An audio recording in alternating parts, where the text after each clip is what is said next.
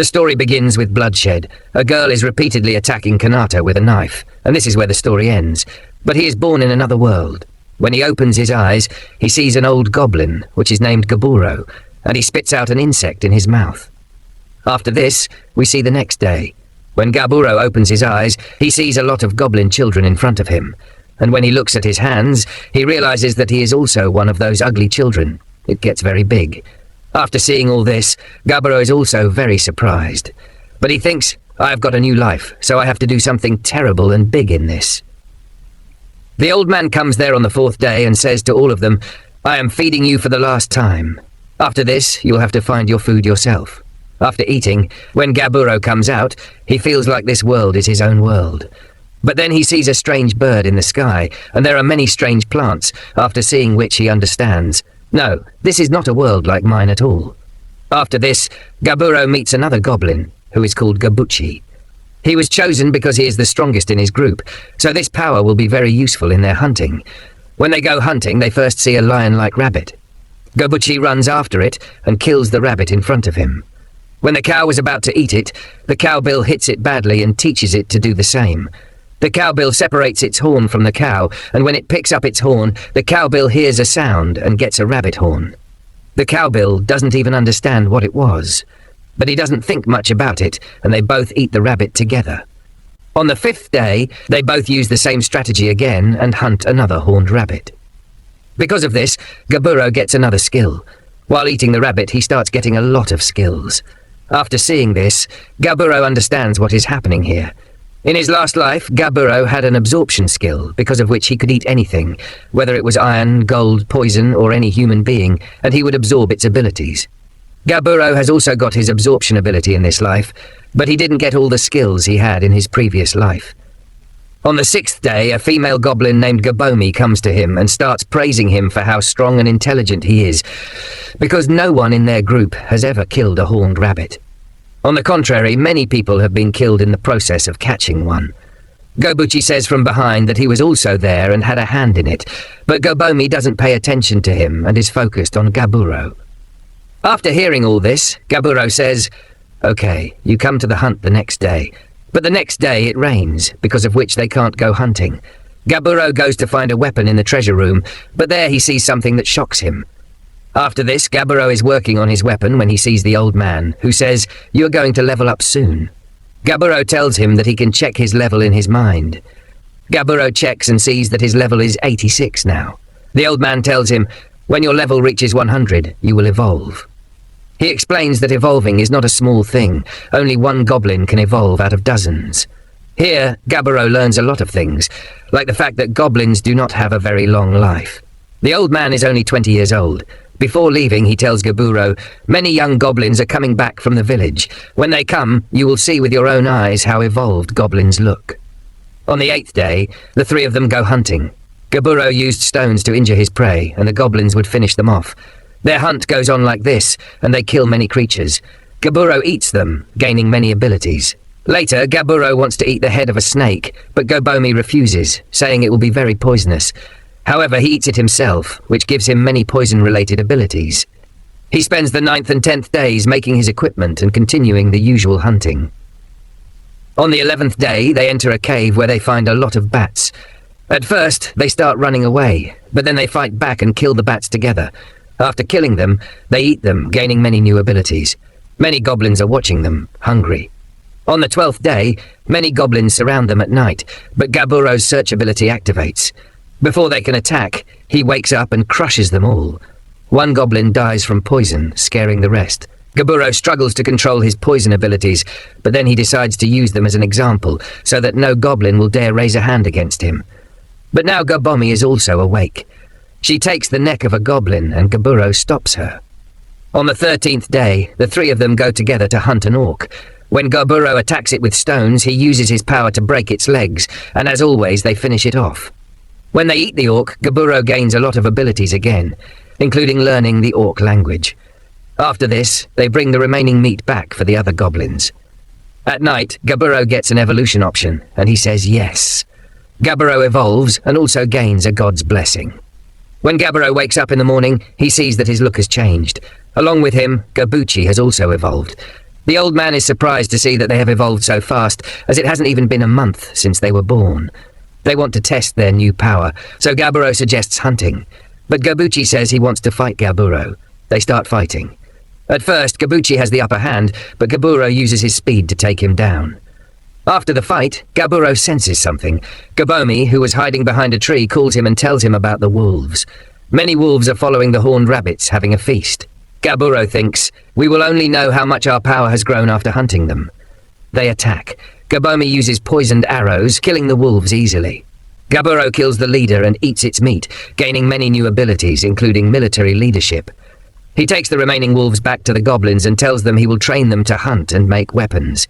The goblins are overjoyed and bow to him, but he tells them, "There's no need for that. We are all friends."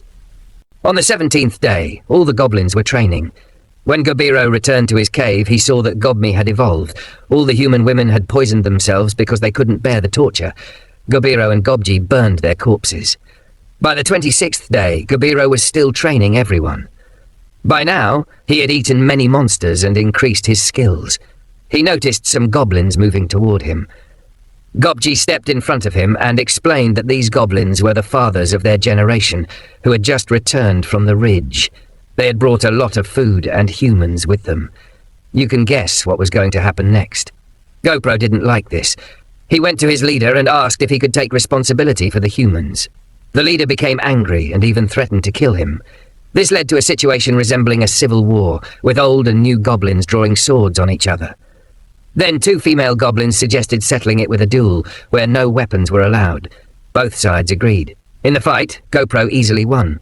He asked the old leader where he had hidden the weapons, but the leader said they came from his body, so he hadn't broken any rules. With that, Gobro became the new leader. The new generation of goblins was happy, but the old generation disliked it.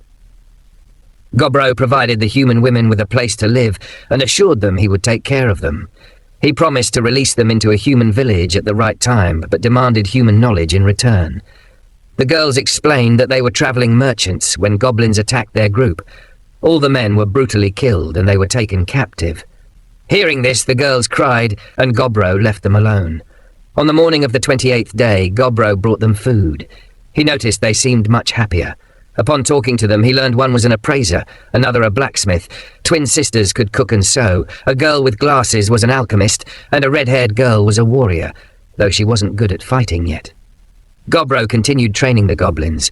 Even the older goblins joined, though if they disobeyed or misbehaved, he beat them. For a few days, the goblins focused on training instead of hunting. On the 31st day, during heavy rain, the goblins practiced fighting. That night, the elder goblins approached the human girls with bad intentions. Thanks to Gobro's skill, he woke up and caught them. The girls woke to see Gobro severely beating the elder goblins. The girls were scared, but Gobro apologized, which made them cry again. The commotion brought the new goblins over. Gobro told them to wake the others, intending to show the consequences of breaking the rules. He beat the old leader in front of everyone, declaring that this was what happened to rule breakers. By morning, the old leader had died. On the 32nd day, 3 striped goblins went hunting for a horse. Their arrows broke against its shield, but Gobro trapped it in his net, and they killed it. Eating the horse granted Gobro many skills, including triple thrust, allowing a single attack to land 3 hits. That night, the red-haired girl slept beside Gobro, seemingly seeking comfort. By morning, Gobro found not 1 but 2 girls beside him, surprising him. The girl who lagged behind in training had now evolved. Training resumed with the newly evolved goblins. Captain Gobmi, Light Warriors Captain Sato, and Sei, captain of the magical warrior units and the only member, joined. Gobro went hunting alone in the northern forest. He remembered Gobji's warning that the area belonged to a red bear's kingdom. Despite the danger, Gobro's greed for new skills drove him to fight the bear. He attacked with his magical spear, but the bear blocked with its paw. Their fierce battle saw Gobro tying the bear in his net, but it broke free and breathed fire, igniting the area. Gobro used water magic to douse the flames, but sustained injuries. Despite being on the brink of death, Gobro pressed on. The bear's head was too thick for his weapon to penetrate, but after a grueling fight, Gobro won on the 34th day. The bear was impaled, missing a hand, which Gobro ate, gaining more abilities. Right before fainting, he received the option to evolve. By the 35th day, Gobro noticed his knife seemed small. He had evolved into an ogre. Returning to the village, the goblins were terrified until Gobmi recognized him. Out of anger, she kicked him, but ended up hurting herself. No one could believe how quickly he evolved, or that he defeated the Red Bear. Gobro went to the human girls, not for clothes, but for help. He praised the blacksmith girl's knife made from a spirit stone, which made the twin sisters jealous. Gobro offered them help, sending 3 female goblins to assist with cooking and laundry. The goblins even asked if the girls would marry them, which the girls didn't appreciate. Gobro spent time with the girls, lifting his mood. However, by the 36th day, his training became problematic. Even light attacks hurt the goblins, forcing him to heal them constantly. He replaced his lost hand with slime abilities, making it highly flexible. The next day, a carbuncle in critical condition was brought to Gobro. The creature, named Returner, explained that humans had attacked her for the gem on her head. She revealed she was an artificial carbuncle created by Valued, and that her master had hidden many legendary items. Hearing this, Gobro gathered the goblins to search for the treasure. He warned the human girls to stay safe while he was away. On the 36th day, we see that Gobro is unable to train with the others because even his light attack severely injures them. Even GoPro can't stand in front of him, so GoPro must heal everyone afterward. Apart from that, everything else was normal. GoPro also replaced his severed hand using the slime ability, allowing him to stitch it perfectly. On the 37th day, GoPro brought a wounded carbuncle in the morning and started healing it. Go mentioned that she found it while digging. When the carbuncle regains consciousness, she thanks them and introduces herself as Returner. She explains that humans attacked her, aiming to steal the high-class gem on her head. Hearing this, GoBro realizes the gem's value. Returner pleads for protection from the humans, saying she won't survive much longer. We learn that Returner is an artificial carbuncle created by Valued. Her core was damaged during a human attack on her cave, and she doesn't have long to live. She reveals that her master hid many legendary items, and, due to his hatred of humans, preferred them to fall into GoBro's hands instead. GoBro gathers the goblins and announces they're heading to the treasure room, ordering the spirit stone knife before leaving.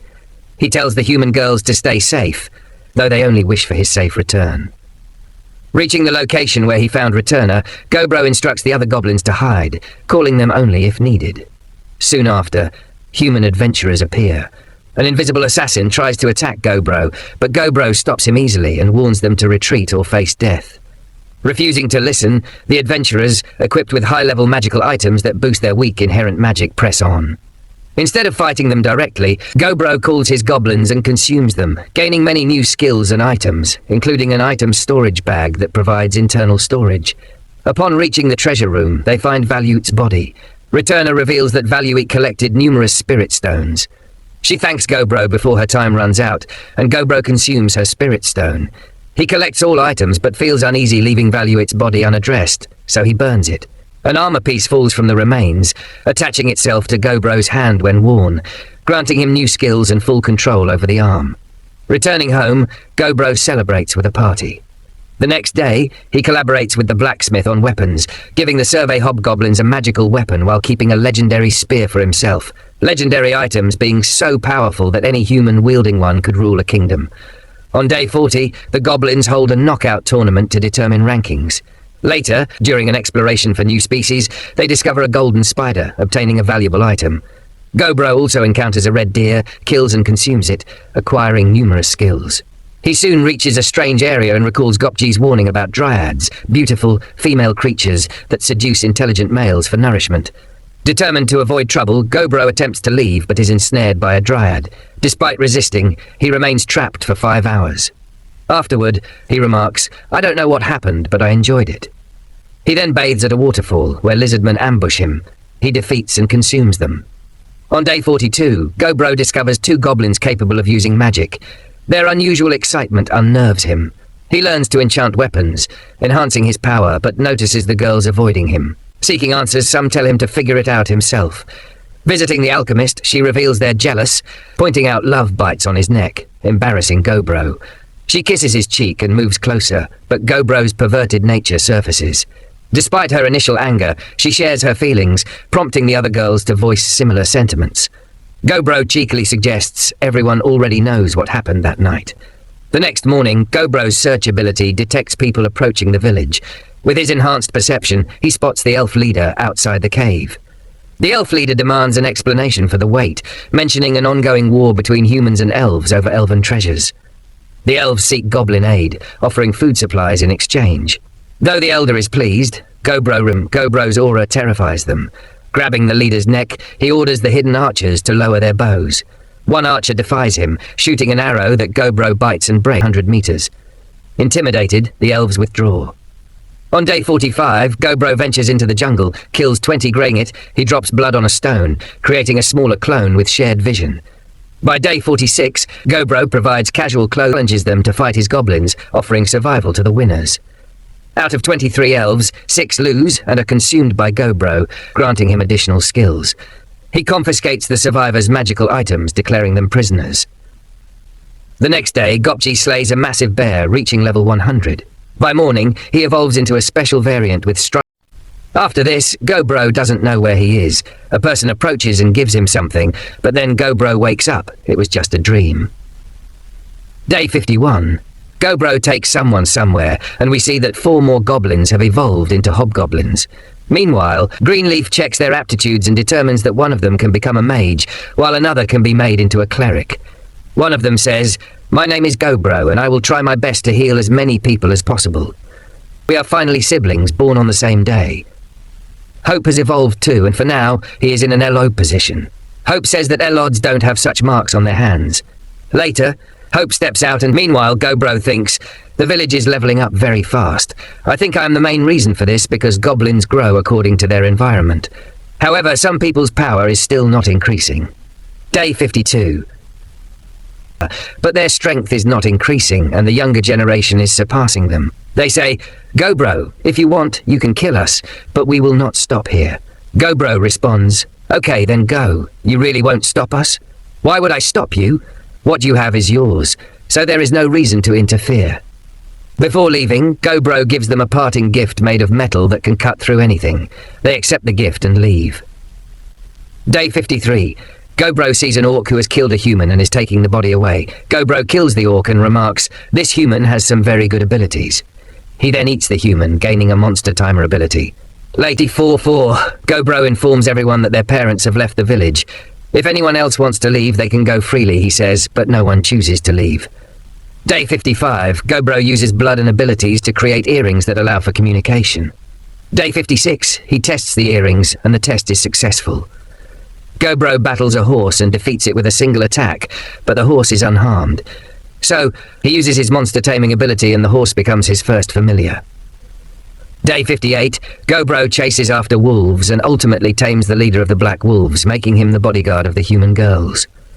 Day kills all the remaining skeletons at once. He then eats the skeleton leader, gaining a summoner ability. While digging, Gobro accidentally reaches Velvet's treasury, which explains why the Guardian was after him. The skeletons then kneel before him and call him Lord. "But why are you calling me Lord?" Gobro asks, "You the weak. You saved our lives, so now you are our Lord." After this, Gobro heals the injured goblins while Elva remains in jail. Day 61, Gobro and Kichi go hunting and spot some humans following something. They decide to follow them. The humans wait by the roadside, and Gobro listens to them using his ability. He learns that the humans plan to kidnap the chief's daughter, and that an elf has given them this information. Gobro waits until nightfall when the chief's daughter passes by. At that moment, the humans attack, killing the elves protecting her. Just as they are about to kidnap the girl, Gobro intervenes, defeating the humans and capturing them. After interrogating them, Gobro learns that the humans will launch another attack in 20 days. After this, Gobro eats all the humans. When the girl wakes up, she is terrified, thinking Gobro intends to harm her. He calms her down, but she asks, "Why didn't you save my guards? You are a terrible person." Gobro pushes her away and responds, "I am not involved in the conflict between humans and elves." The girl starts crying, realizing there is a traitor among the elves. Gobro tells her to rest for the night. Later, he asks her about her wings, and she reveals that she is a high elf. The next day, they arrive at the village, and Gobro detects several elves aiming bows at them. However, the girl reassures everyone, saying, "They are my saviors." The chief meets Gobro, who says, "I did not save your daughter out of kindness." The chief nevertheless prepares a reward, offering Gobro an ancient-level item. Gobro is happy and also gains valuable information about humans. The chief, pleased, gives him even more supplies. Before leaving, the chief mentions that a group of high elves has gone missing. This is the same group that Gobro has secretly captured, though he feigns ignorance. As a parting gift, the chief gives Gobro medicines and alcohol, making him even happier. "If you ever need help, just let me know," Gobro says. And in return, they give him a good reward. Gobro agrees, but he conditions that he can do whatever he wants freely and that he needs a communication device. He says that he will send it to his chief. After they all leave from there, Gobro is excited and leaves his clone behind. After this, Gobro gathers everyone and says that they are a mercenary group and their name will be Parabellum. He then declares war. Hearing this, everyone gets excited.